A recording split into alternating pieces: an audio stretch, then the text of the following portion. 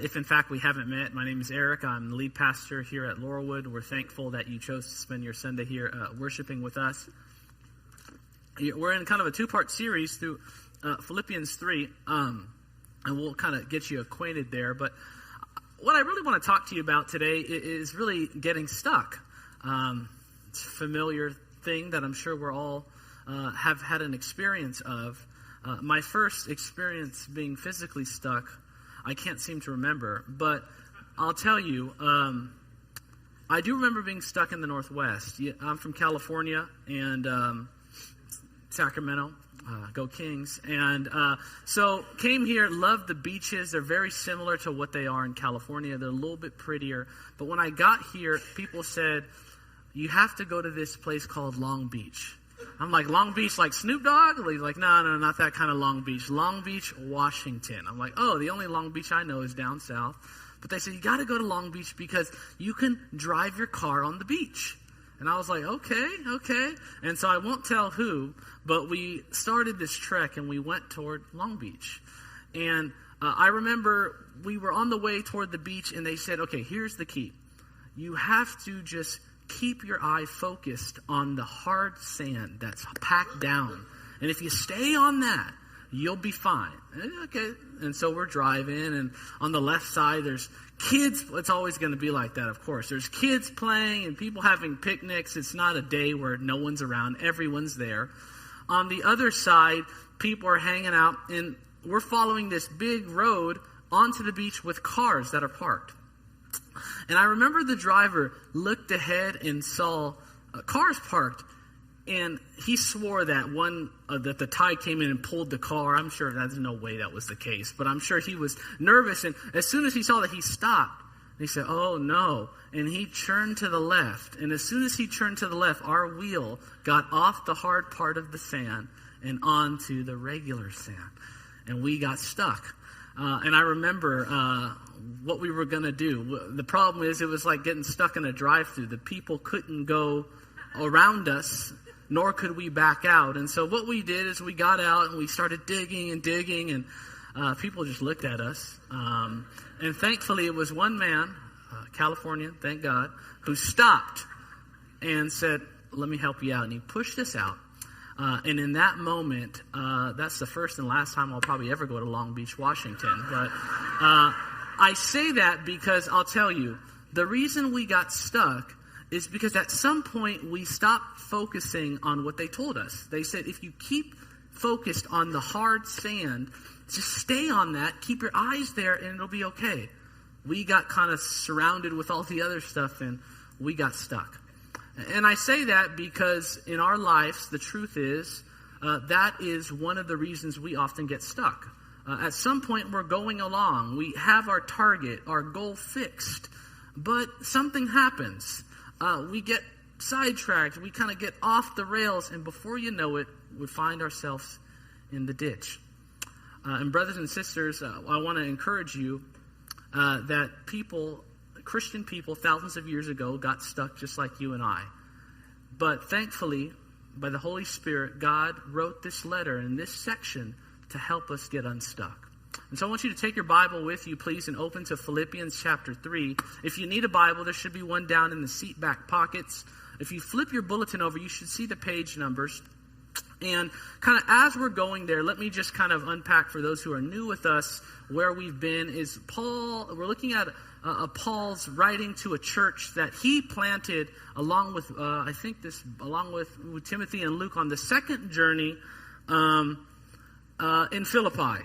And Philippi is right up here. It's funny, I forgot to say this. When I first became a Christian, I swore, I'm like, oh, I'm part Filipino. I'm like, oh, we got a book in the Bible, Filipinos?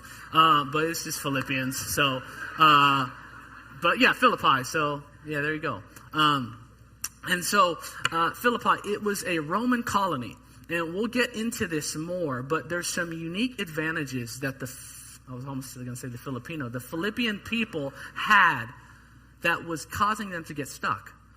And so Paul writes as a way to help us get unstuck. And that's what I want to look at. And so I'm going to give you my big idea up front, and then we're going to hopefully try to get through it. But the idea I want you to walk away with is that when you and I start going hard after God, we never get stuck. The key to not being stuck is to going hard after God. And so what I want to look at is I want to really look at ways that we can get stuck in our relationship with Christ. And then I want to look at the mindset change that God taught Paul. And then I want to look at the practice that Paul put in so that he never got stuck. So the ways we can get stuck, the mindset shift we need to make, and the key practice. So let's go for it. We're in Philippians 3:4 or 3, kind of that whole passage. But as we're looking at there, I want you to see is that this church was stuck by and large in two different ditches. Last week we touched on one of the big reasons people got stuck, and people in the Philippian church were getting stuck in legalism, which is inevitably the attempt to try to earn your way with God based on what you do. The way we talked about it is trying to measure up with the Lord based on what you did. And Paul talks about that in Philippians 3:4. He reveals his resume. Remember, he says, I did this, I did this, I did this. And in verse 7, he said, it was all a loss for the sake of Christ. And what you need to see is that the people who were stuck in legalism, it was producing things in the church. Number one, it was producing pride instead of humility. That's why in Philippians 2, Paul says, guys, do nothing out of selfish ambition, but in everything, count others as more important than yourself. The second thing that the legalism was producing in the church was a big bout of discouragement. In Philippians 3, Paul says, rejoice in the Lord. Have joy. And then the third thing that was happening in the church is that people were now standing under judgment because they had left the gospel and started relying on what they did to measure up. And so that was one challenge that this church had. The other challenge that the church had was licentiousness. And I'll show it to you in the text. If you go to Philippians 3:18 and 19, Paul talks about it. And he says, for as I have often told you before, and I now tell you again, even with tears, many live as enemies of the cross of Christ. What he's saying is, I'm crying about this, but remember Joe, he used to come. I haven't seen him in 5 weeks, but I went on Facebook and I discovered he's got this new friend. And I see him checking in all these places. What happened to him? And he goes in verse 19, he reveals that their destiny is destruction. Their God is their stomach, and their glory is their shame. And so what he's saying is, on the one hand, there are some in the church who are constantly trying to measure up on what they do. On the other hand, there are those in the church who are thinking, well, hey, because I'm free, I could do this, this, this, and this. And so Paul is trying to take everyone in the middle to say, okay, how do we make sure that this doesn't happen? We don't get stuck, and how do we call back those who are stuck to follow Christ again? And Paul ultimately tells them that. And now, we talk about getting stuck, and there's probably some of you thinking, okay, I wonder if I'm stuck. How do you get stuck? How do you get unstuck? How would I know? And brothers and sisters, 3 barriers that can keep us stuck today. The first 2 are very similar to what the Philippian church went through. Number 1 is, as I said last week, one of the ways we can get stuck in our relationship with God is when we begin to think we have to measure up based on what we do. And let me tell you, when you start operating with God like that, it will produce one of 2 things for you. When you start trying to earn your acceptance, you'll produce pride. You'll think to yourself, well, hey, I go to church, I tithe, I give to missions, I've done this and this and this. And these will all be reasons to make you feel like you stand well before God. But they can actually be traps. On the other hand, if you start getting into the comparison trap, you'll be into despair. We're in this church. There's people of different socioeconomic strata, different situations. Once you start falling into legalism, you start thinking, why are they getting blessed and not us? What are we not doing right? A common thing I hear as a pastor is, this thing happened to me. What did I do wrong to God? You catch that? As if God kind of waits for you to do the right thing, and then when you don't, hits you with a slammer. Probably the most dangerous, brothers and sisters, when you begin trying to measure up based on what you do, you can subtly begin to use God himself. This happened to me. Some of you guys know my story. You know my wife and I, we were in New York, and I will spare you all the details. But I'll say this. I had a difficult ministry in the first time around in Vancouver. And by the grace of God and the help of godly people, God made something of it. And I persevered. And I thought to myself, I don't know how I got into this thought, but I thought to myself that because I had done this for God in the past, he kind of owed me for my next situation to be that much easier. Have you ever fell into that? And guess what happened? When I got there, it wasn't easy at all. And I remember moments saying to the Lord, Lord, I did the right thing. I literally said that. I was doing the right thing. And you see, what God wanted to produce in me was a participation in his sufferings that produces greater humility and trust. But the only thing that got produced was bitterness, frustration, and I didn't learn that lesson. And you want to know why? Because I was stuck in trying to measure up based on what I did. We can do that, brothers and sisters. Secondly, there are those of us to where we can get stuck in license. And that's just, we say, well, God has freed me from this, so I'm without a standard, so I'm my own standard. The problem with that, as a brother reminded me this morning, is that when you get into creating your own standard, license doesn't give you any goal to go after. All it says is, you're out from under. But then as Paul's church saw, is over time, we begin to be mastered by our urges. One brother said it like this: when you're in license, you're like a train without a track. You think you're free, but you're actually headed toward destruction. Brothers and sisters, we can do this. One of the key ways I see it stick us is, particularly if it's been a while since we've been into church, or we've been kind of in the world for a while. We know when we're coming back to Christ, it can take a longer time to be matured. There's a guy on YouTube I watch. His name is The Detail Geek. Have you guys heard of this guy?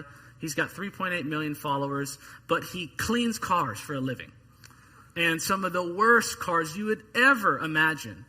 And, you see these cars and it says, hey, haven't cleaned in 18 years. And it's a petri dish. You think maybe COVID started in that. But you open it up and you can see what happened.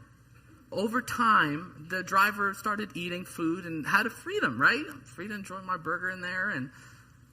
But then over time, there wasn't like, hey, we should probably clean this up and have some rules about how we eat and drink here.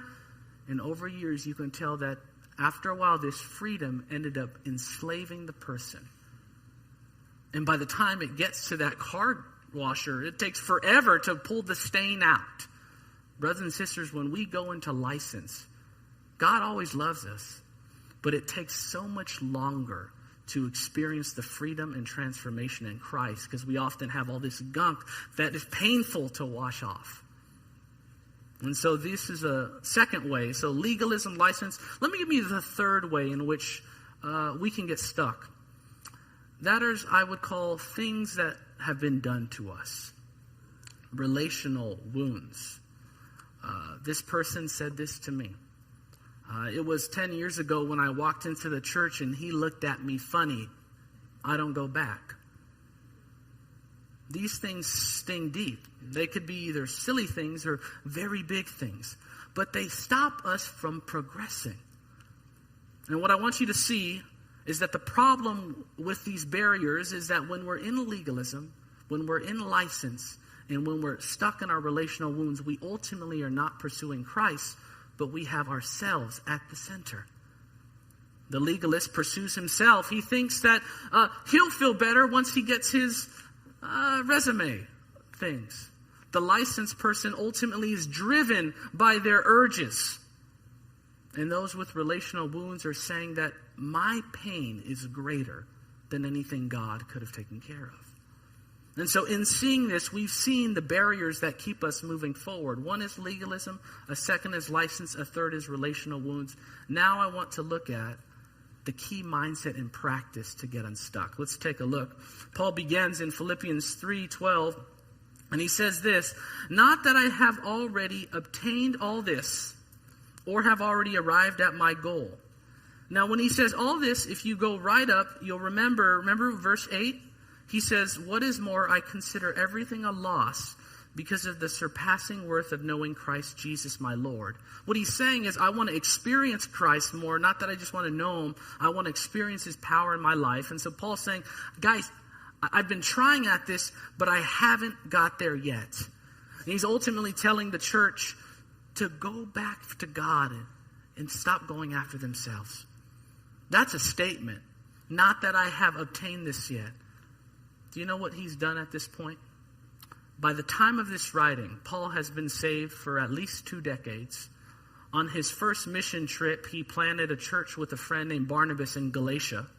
And then 5 years later, he went with another gang, Timothy and Luke, and planted, one church in Philippi, one in Thessalonica, one in Berea. He went to Mars Hill and preached. And then he preached in this place called Corinth, a synagogue split in half, and the ones that converted became the Corinthian church. And so you see the resume here? And then he went to a third mission trip and he planted a church in Ephesus.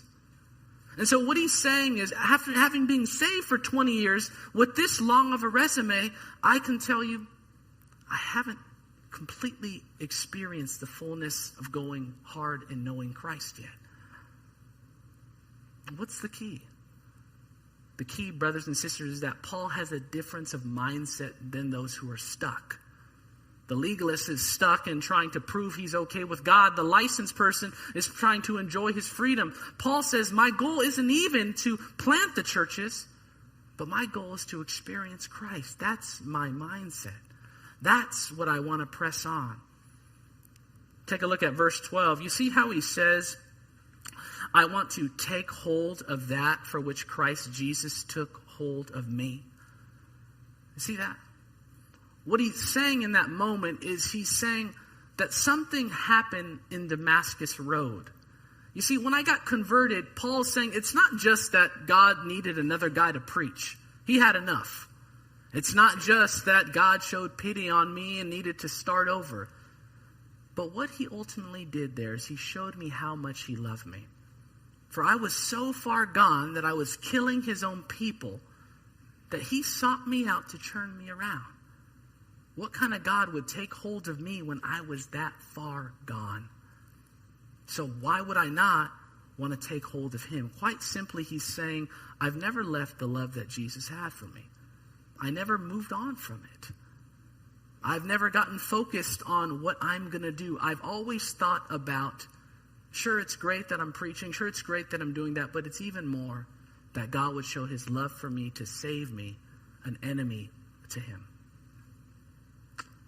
Brothers and sisters, I'm reminded of a quote. A person said, probably the greatest danger for the church is simply to be centered on self. Then whether it's in its community or around the world, it subtly starts pushing itself. The greatest enemy toward evangelization is the church preoccupied with its own existence. We could just replace that with, instead of church, us. The greatest danger to me is me preoccupied with my own existence. The greatest danger to you is you preoccupied with your own existence. And Paul says, I want to take hold of why Christ took hold of me. I say that because just as Paul made a mindset shift to stop, to not pursue before the accolades, but to pursue Christ, the key for us to get unstuck is for us to make a mindset shift. We too need to continue to pursue Christ, which quite simply is to say, never ever forget of what God showed you when he saved you. You see, brothers and sisters, the gospel tells us that God took hold of you, not because he needed someone to do finances, not because he looked at you and thought pity of you, but he ultimately took hold of you because he wanted you to experience his love. God didn't need yet another person to preach. The gospel gives us confidence because it shows us we don't have to question our standing. When I was in high school, there was a phrase that was often used. You'd like someone in school after a while and they say, have you had the define the relationship talk before? And I said, I don't know what that means. Brothers and sisters, in a very real setting, we don't have to wonder what God thinks about us. He's already defined our relationship. For he sought you when you were furthest from him. That's what John says when he says, he loved us before we loved him. And so I say that because whether you're here for the first time or whether you're like, man, I'm stuck, we can always begin again with Christ because he was the one who sought us when we had nothing and didn't want to seek him. We don't have to define the relationship with him. Paul says, I don't wonder about me because I know that at that Damascus road, that was God defining the relationship for me, that he loved me. And I want to take hold and experience more of that in my life. So the first reason we need a mindset shift is to simply take hold of why Christ took hold of me. The second reason that we ought to be pursuing Christ is because in pursuing Christ, we know more of ourselves. That's what he means in verse 12 when he says, take hold of him. He's saying quite simply, I want to unravel the onion of God's plan for my life. I know what it is. I know what it includes, but I want to step into it and enjoy it even more. And so one of the things I always tell people is they say, if you're going to read the Bible, what are the questions you use to really hear from God? There are only three. What is God doing here? Is he warning me? Is he encouraging me? Is he explaining something to me? What am I learning about him? And what is he teaching me about me? Those are the key things that Paul says in his relationship. I look at every situation I'm in. I'm saying, I'm in prison. God has allowed me in prison. But what am I learning about him? Paul tells us I've learned the secret of contentment through that way. And what's he teaching me? That I can do all things and I don't need to depend on other things other than him. And so as we look at this mindset shift, brothers and sisters, we see that Paul and us need to go from pursuing us to pursuing him. One of the things I paste in my Bible to remind myself, because I'm so forgetful, is this little quote by A.E. Whitham. It gives a sense of what Paul must have knew about God. It's like this. If you knew that there was one greater than yourself who knows you better than yourself and loves you better than you can love yourself, one who gathered into himself all great and good things, blending in his beauty the enduring color of life, who could turn your dreams into visions, and if that one had done one unmistakable thing to prove, even at the price of his blood, that you could come to him, would you not fall at his feet and give your years in service to him? And does that one not call you? It's a reminder of why Christ is worthy of taking hold, because he took hold of us. Paul tells us his key mindset was a mindset shift. Then he begins to unpack the practice. And some of you are like, okay, man, got it, perfect, but how do I do it? And Paul helps us see that in verse 13 through 14. He continues. And in verse 13, he says, brothers and sisters, I don't consider myself yet to have taken hold of it. Yet again, just reminding them. But here it is. But one thing I do, forgetting what is behind, straining toward what is ahead, I press on toward the goal to win the prize for which God has called me heavenward in Christ Jesus. Notice that Paul says, this is the one thing I do. In other words, we had that series when I was gone. If I could tell you one thing, here's Paul's one thing. He says, listen, if I could tell you one thing, I might die here in prison, but one thing that you could begin doing to not get stuck, two things: forgetting and pressing forward. Forgetting what lies behind and straining forward. When he says forgetting, he doesn't mean obliterating the memory of the past, because he's already mentioned that. He's already mentioned his past. But what he's saying is, I consciously set aside my failures that I've done, but I also consciously set aside my successes. To say it, there's no such thing as the good old days in Paul's mind. He's not overly nostalgic about the things he's done for God. But he says, I don't forget it, but I don't live in there anymore. I don't let that sit. He didn't rest in his Jewish heritage. And he says, I set that aside, but I also strain forward to see more of God as the years go by. I'm thankful for what God's given me. I'm thankful for what I've done, but I don't rest on that. At the same time, when I messed up and persecuted Christians, I don't dig it up and bang myself up over it. But instead I ask the question, how can I experience more of Christ where I'm at today? We need to hear this, because this, brothers and sisters, is the key to maturity. When you will consciously set aside the things in the past and ask yourself, how can I experience more of Christ today? You'll be like that teenager I met. The one who just graduated from high school and is now in that year after high school, which is kind of awkward. It's like growing a beard with patches. It's like funny, you don't want to go back into youth group, but you're still trying to know how to balance a budget. What am I to do? And she said to me, I was a little bit anxious, but I realized something. She said, I remember my last senior year, how much God showed me how real he was to me that year. He showed me his faithfulness. He reminded me, he provided. And so because of that, I'm actually looking forward to what God's going to do this year. You catch that? Didn't forget what happened, but didn't live. She refused to say, I'm going to believe that senior year is the best year it'll ever be with me and God. But instead she said, I enjoy it, but I set it apart because I'm looking forward to even more what Christ is going to do.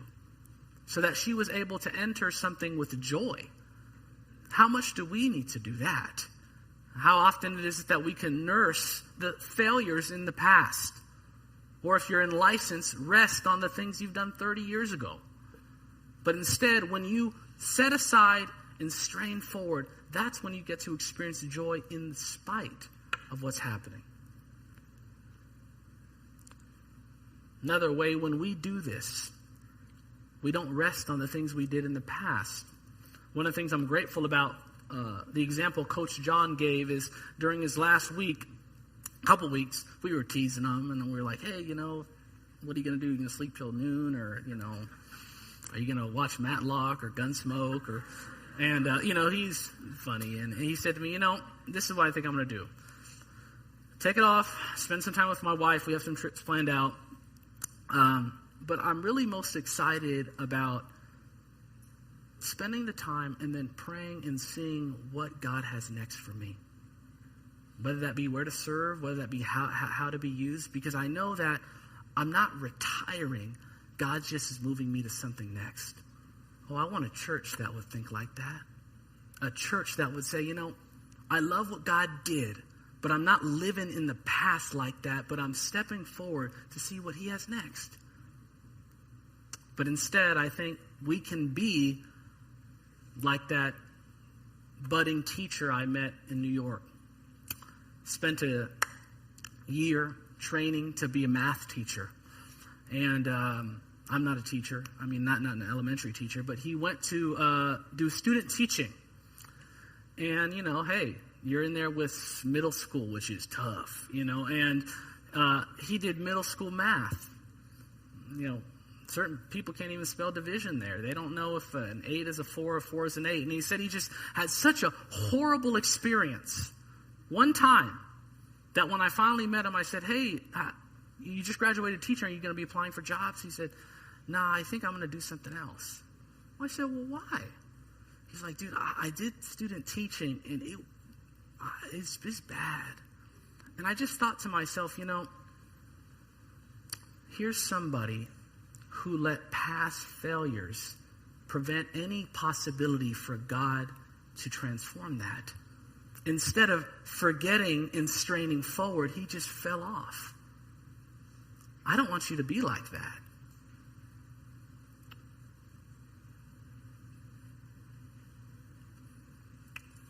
Let me show you a picture of Paul the Apostle doing this in his life. When you talk like him and, you say sometimes crazy things like, we should all not be married and stuff. You probably have a lot of enemies. If you've been around Paul, he probably had a temper. But near the end of his life, he's talking to his protege, and he had to practice this because he had some people in his life who relationally really hurt him. People in the church who did some great wounds to him. In 2 Timothy 4, he says it like this. He names them. Alexander the metal worker did a great deal of harm. It kind of makes you think, what did he do? And listen to this. The Lord will repay him for what he's done. That's how I read it. I don't think Paul meant it like that. But he says, hey, this guy did this to me. And he says, Timothy, you too should be on your guard against him. In other words, duck, if you see him coming. Verse 16, he says, at my first defense, no one came to support me. Think about that. Just unpack that. All of your friends, okay? Your whole small group, all these people you've invested in, okay? You need them high. At most, you churn to see them, they're gone. That's cold. That hurts. But I could tell you that even as he write this, he had not obliterated what happened, but he had let it lie, and he was straining forward. You know how I could tell? This is what he said next. May it not be held against them. See that? He was able to understand what happened, but said, I'm moving forward, and I want them not to be hurt. See that? He didn't just run and say, oh, it's okay. Nor did he sit in it and say, what you did could never, ever be forgiven. But he said, this really happened. It hurt. But I've moved forward to experience Christ, and I don't want them to be punished. Oh, we need to say that, don't we? There are some to where perhaps it's a relational wound that's keeping us from moving forward. Take pleasure to know the Apostle Paul had his own. And so the key practice, brothers and sisters, we see to getting unstuck is to forget and consciously set down what prevents you and to strive forward toward what's next. And so what we see, brothers and sisters, is a simple truth, and that's that when you and I go hard after God, we never get stuck. Philippian church was stuck in legalism because they were pursuing their own experience of being righteous. They were also pursuing their own gain and their own carnal desires. But Paul never got stuck because he never got to the place to where he said, I've done enough. Nor did he say that was too painful, but he was always thanking God for what he had, but setting it aside and saying, how can I experience more of Christ in this season? I want to give you 4 things, kind of 4 applications for you to consider. Number 1, I think in a text like this, talking about forgetting, we have to ask ourselves, what do we need to let go? Paul had to let go, evidently, what Alexander the metalworker did to him. I've had to let go of a fair amount of things, and it was my challenge to not let go in New York that prevented me from experiencing Christ like I wanted to. What is it that you need to let go so that you can move forward? And so when you say, Lord, I realize that I've been coasting, or I realize I've kind of done this, and I'm sorry that my heart believed that there was something else that could really give me satisfaction. Please forgive me. notice what you're doing. On the one hand, you're not just saying, oh yeah, Christ forgives me. But on the other hand, you're not groveling, saying, Lord, I'm a worm. But you're presenting what you did to God, and then you're giving it over to him, and you're moving forward. What do you need to let go? Number two, some of you have to take the arrows out. I learned this from a man who gave a conference, talked about how the Christian life is sometimes like we all are showing up and shaking our hands, but we all have a thing of arrows in our back. It's what James said to me. It's that promise that Clark gave to me when he said he would help me, but he didn't. It's, this was the reason that my dad was never home. This was, you see what I mean? We all have these things. And in part of going forward is taking them out, presenting the pain to God, leaving him at his feet and moving forward.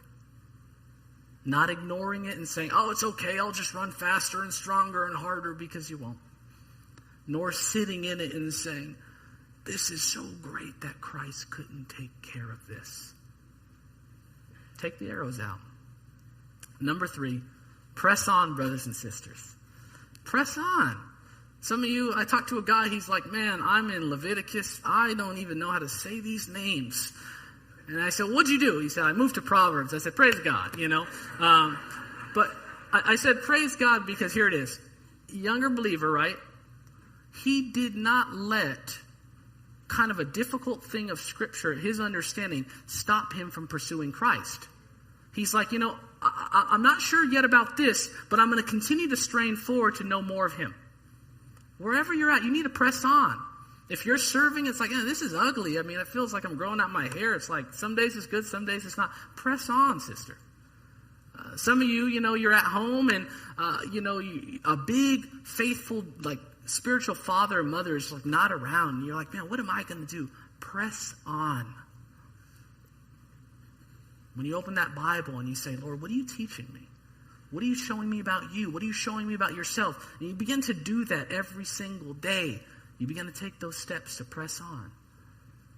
And then number 4, this is probably the hardest, ask for help. Notice that Paul is writing this to his church. Brothers and sisters, you're not going to make it if you try to go at it alone. There are people here in this church that you need to ask for help from. There are people here who can come alongside you. I know that's the hardest thing to do often. But it's the thing and the great blessing God's given us. I'm going to give you some time now to prepare kind of some reflective time to kind of consider what God's laid upon your heart. And then I'll pray for the offering. Then we'll move on, okay? And so let's go and take our time before the Lord.